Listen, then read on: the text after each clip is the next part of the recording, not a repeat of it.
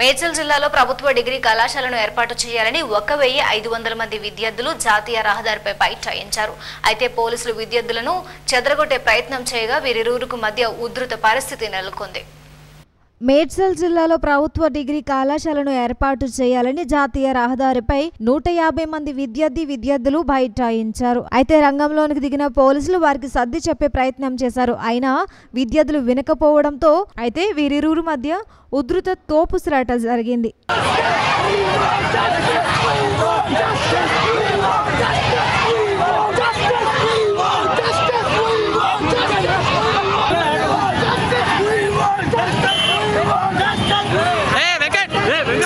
अरे ये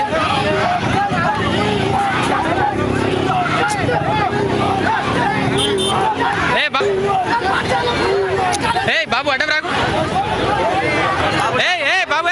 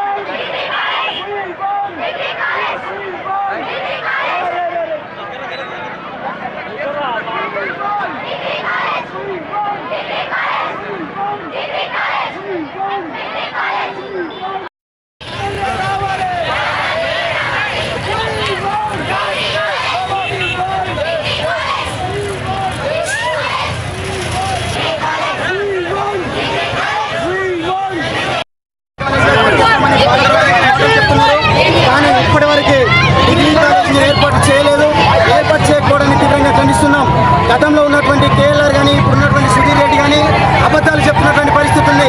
degree college sanction అయ్యిందని మేడ్చల్లో వస్తుందని చెప్తున్నారు.